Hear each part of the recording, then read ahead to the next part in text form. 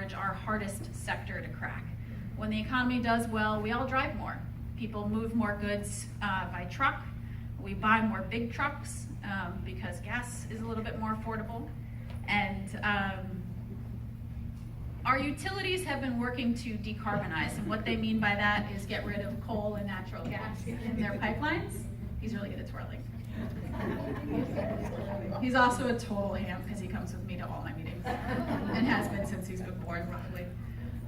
So we've been studying, following, and linking to California for goodness, like the last 10 years of my colleague's life. We've probably had 4 or 5 different chairs of various different bills and committees looking at this. And it's really important for us to link with California because Oregon's not that big by comparison.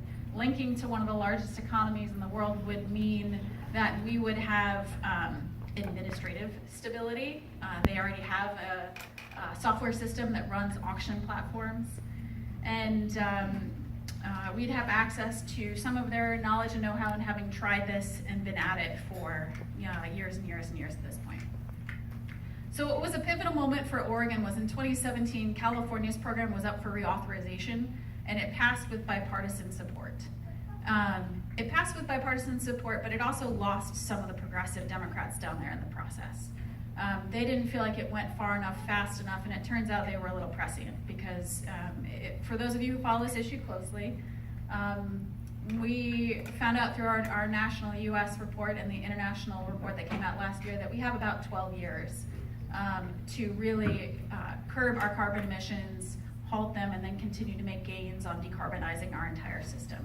So it is my absolute honor to be bringing forward a bill this session that tackles all 3 sectors at once through a cap and trade program. So here's roughly how the program would work. If you are an industrial company and you emit more than 25,000 tons of CO2 or CO2 equivalent, because some gases are worse than carbon, more potent, methane and others, for example, then you would be regulated under the program. If you are a gas importer and you have a big import facility and you supply gas to hundreds or however many little gas stations, you too have enough emissions, because we're regulating at the point of import for both power and gas. It makes it way easier than trying to ask Sue down the street who owns her gas station to participate in a cap and trade market. So we're going all the way up to the big oil companies.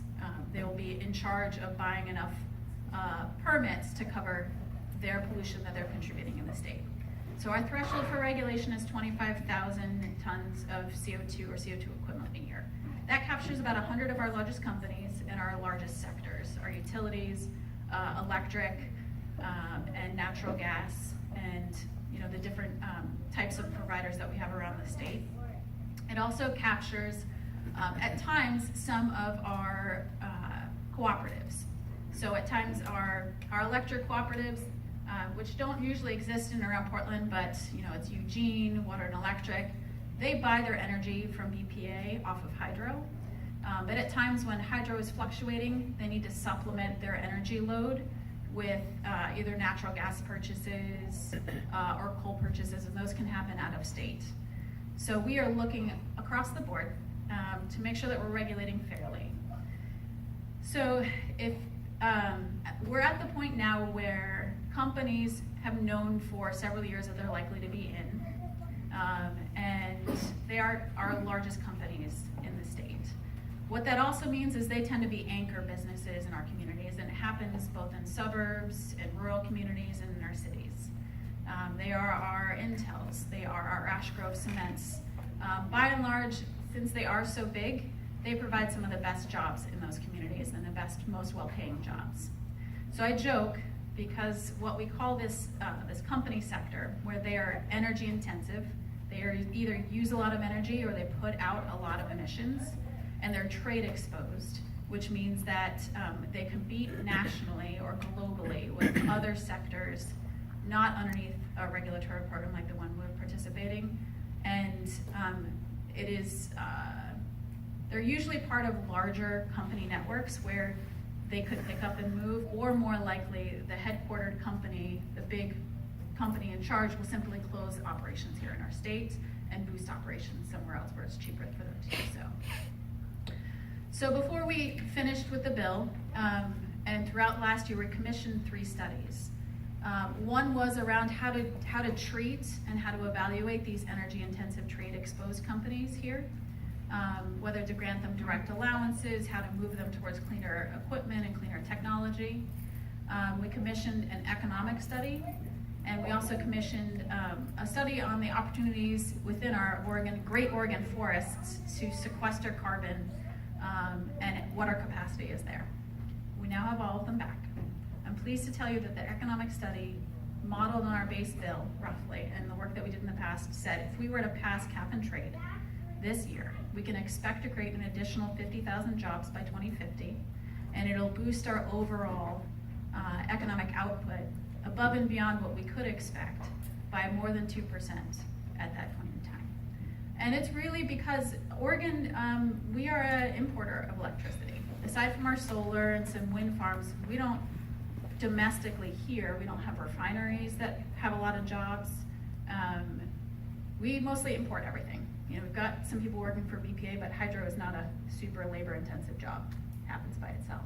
By moving to a cleaner economy, by weatherizing houses, by putting solar and more wind up, by moving towards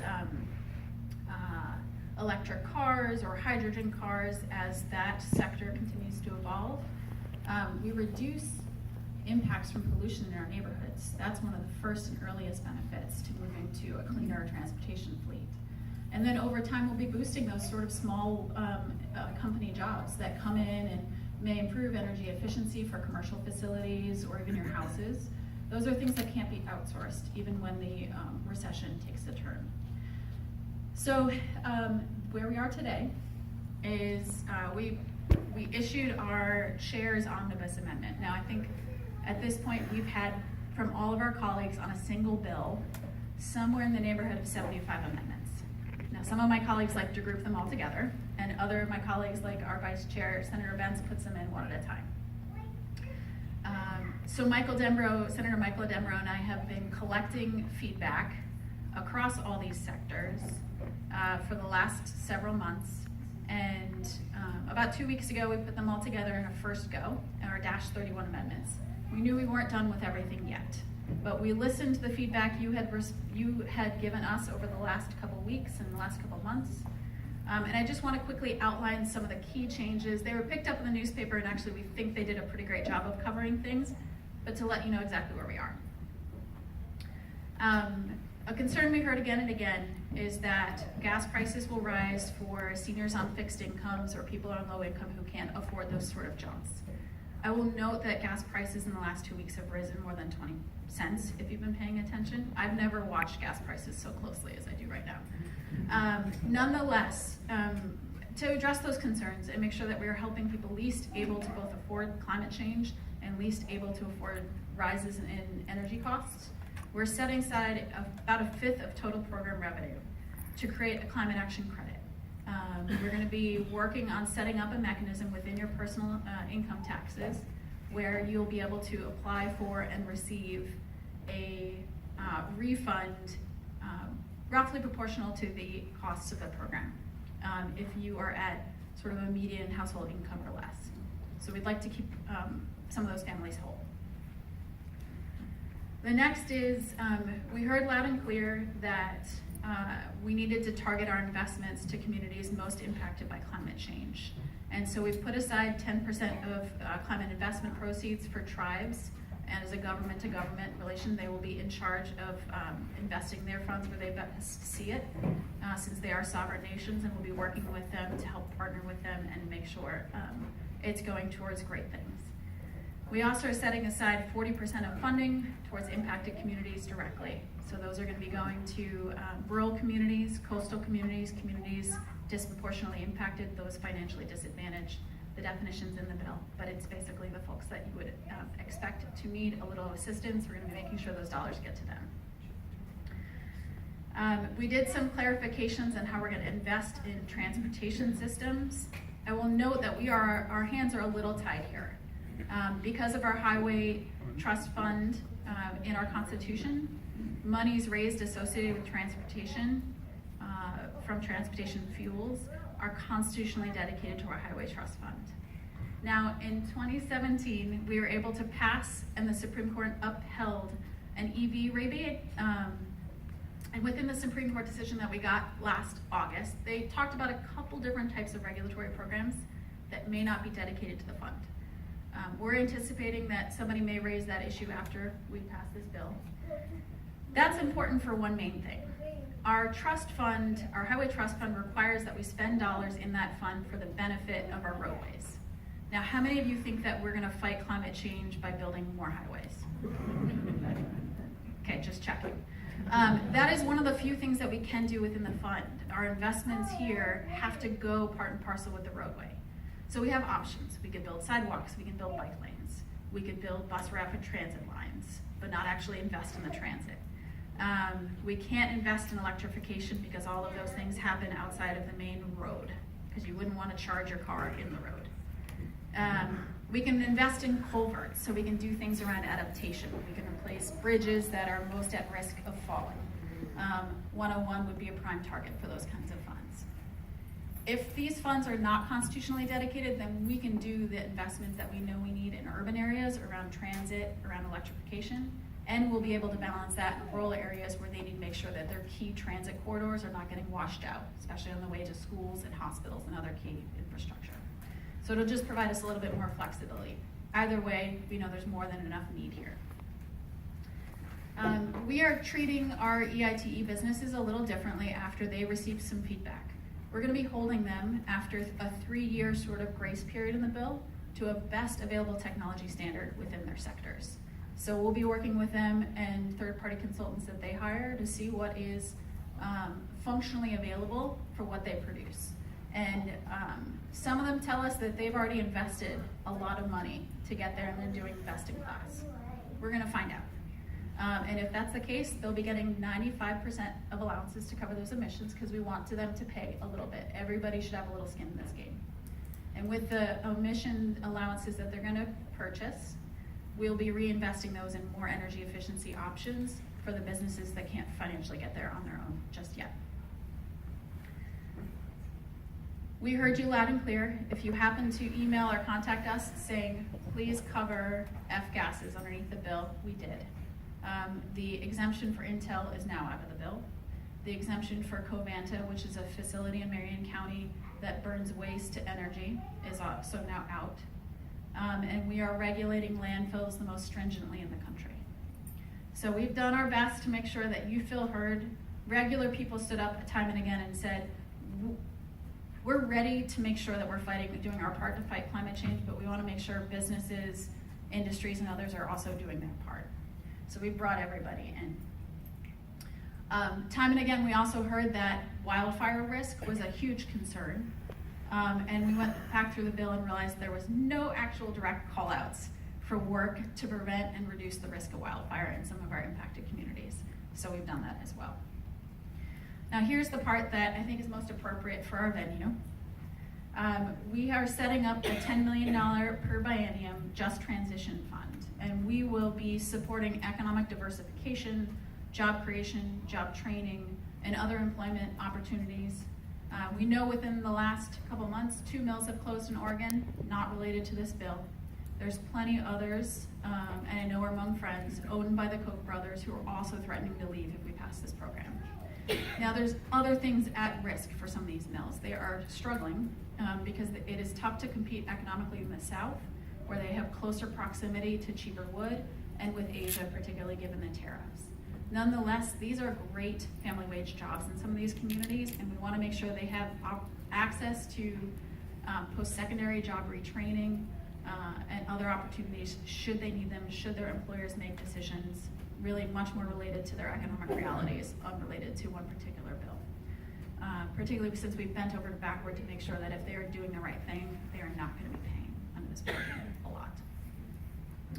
Our Higher Education Coordinating Committee will be coming up with a Just Transition Plan to recommend to the legislature on how we can use some of these monies in a reserve account to make sure that fossil fuel employees, if they are impacted in their business or their business close, that we can help them move towards a lower economy or a low carbon clean energy job. And this is the piece that It didn't get a lot of press yesterday. It might in the next couple days.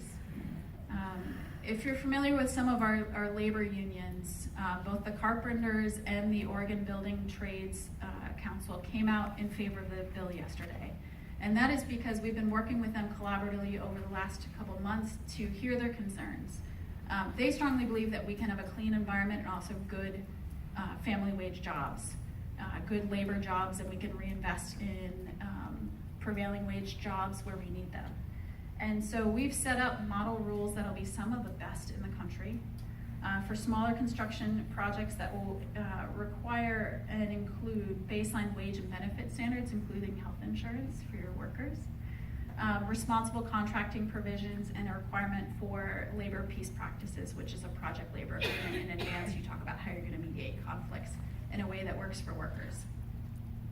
All projects that receive more than $50,000 of funding from our program must pay prevailing wage. That doesn't mean that you have to hire a union, but it means that you need to be paying what we as a state deem a fair wage for that work in that area of the state. And then on top of that, we really wanted to show up for these workers who work in some of our best manufacturing companies, because they've felt like they can't see a benefit for them underneath this. So we've set a 10% contracting preference for cement, copper, glass, wood products, that would be CLT as well, steel, aggregate products, and aluminum purchased underneath this program, manufactured in Oregon, or in jurisdictions with a carbon pricing program that is just as stringent as ours is going to be. We'll be determining that in rule, and that'll be something that everybody availing themselves of proceeds will be able to use. And then steel, iron, coatings for iron and steel used in construction projects. If a project is over $50,000, must be produced in the United States with certain very stringent exemptions, because it doesn't make sense to be investing in reducing our carbon emissions if we're purchasing stuff from China. So with that, I can tell you our union workers are extremely excited about having these really strong protections. And in a bill where we say we need to do our part, we need to make sure that workers are also going to see themselves and see financial benefit. So it's not a trade-off. I strongly believe we don't have to choose between a healthy environment and a healthy economy. We can do both. Our report tells us that we can do both. And with your support, we'll be passing 2020 this year, so thank you.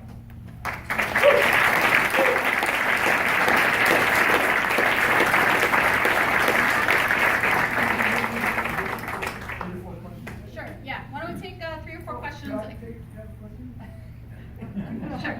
Just your thoughts on a couple things.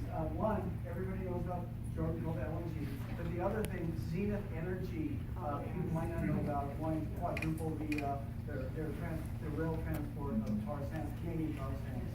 What are your thoughts? So I'll tell you, the Jordan Cove will receive no exemptions underneath this bill. Absolutely not. There's been rumors about it since we got started, and very clearly in the bill, all future fossil fuel companies, anybody decides to locate here, will have to pay emissions. Jordan Cove would be by far our largest emitter in the state. So they're looking at a cost comparison there. Zenith Energy? And Zenith Energy was recently in the newspaper because DEQ decided not to actually require them to run a drill with the types of crude oil that they carry and run through Portland. They let them use diesel instead.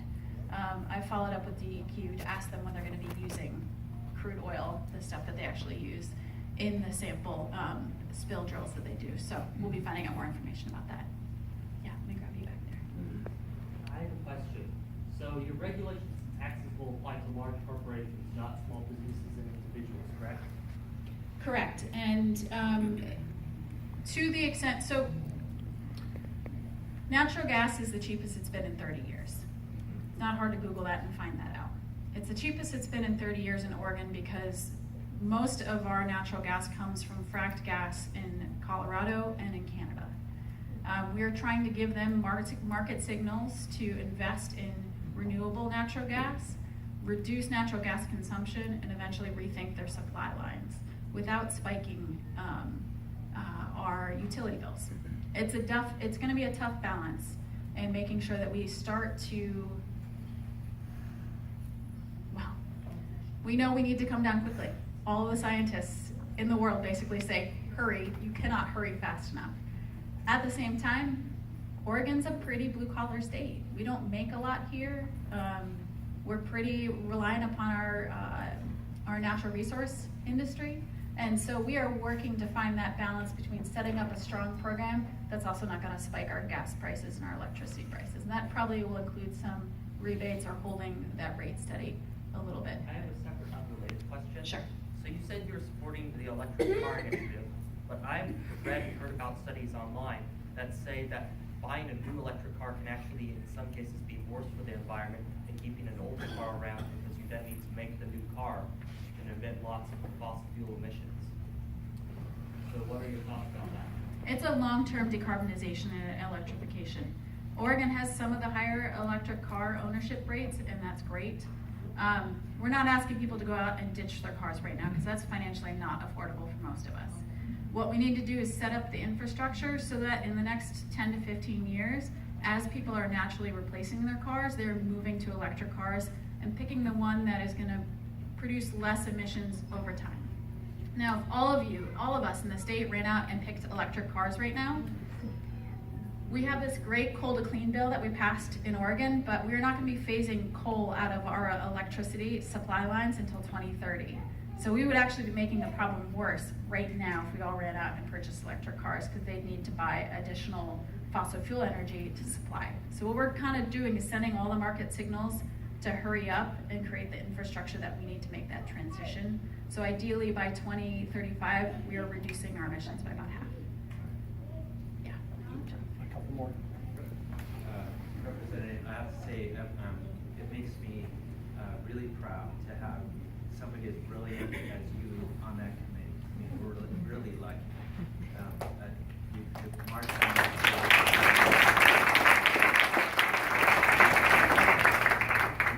One of your colleagues has suggested looking into alternative energy production through the portable nuclear power plants or something like that. Is this going to be even in the equation or discussion? No, Oregon passed a ban on nuclear energy decades ago. We have a facility based at one of our universities called NuScale, and they're a small-scale researcher. That bill kind of repeatedly comes up as a way to supplement other energy, but I don't believe nuclear energy is the right direction in the long run.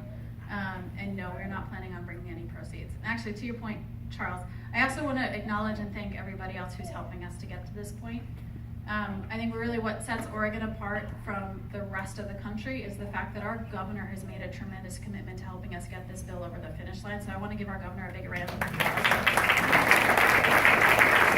In other states, legislators are going up this hill alone, and they don't have the support of their leadership. Were it not for our leadership in both our Senate and the House fully behind me and Senator Dembro in getting this done, and having our governor's carbon policy office staffing us and providing us technical analysis along the way.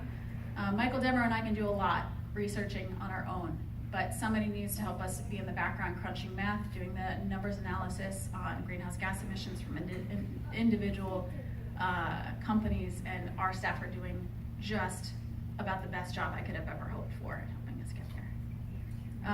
Let me grab you, sir, and then I think I'm happy to, if you want to email me later, I'm very Googleable.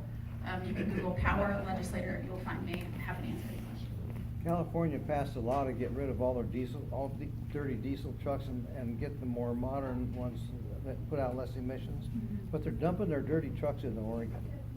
Yeah. Is there anything being done to stop that? You're singing my tune, that's my other bill.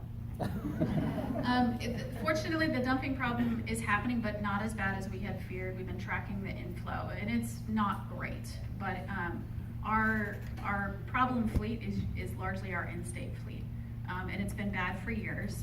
To the north of us, Washington State has put in $80 million into a clean diesel fund to help transition towards cleaner vehicles, and California has used some of their cap and trade proceeds and has put in over $1 billion. We've put in nothing, ever. So we are looking to prioritize the remaining $55 million that we have from the VW settlement fund to move our heavy-duty trucks that operate in-state to a cleaner fleet as quickly as possible, and then looking at, particularly at the metro area, what we can do within our capacity to regulate our sort of medium-duty delivery trucks and helping them move too. VW got caught again. They had to recall 700,000 vehicles for having that problem where they can change their emissions when they have it tested. So maybe we'll be getting more money. Maybe. That would help me with my policy. I would like them to stop cheating though. I want to thank you all for engaging on this. Thank you for being so active within our community and being such great anchors of our party. I'm, again, happy to answer any questions. I am hoping to get our next and final omnibus amendment out within the next couple weeks. So I know I have phone calls with a couple people within our community who want to get some more details. I'm happy to do this. This is what, like, literally all of my life lately, except while I chase after my toddler. Let's hear it for Representative Karin.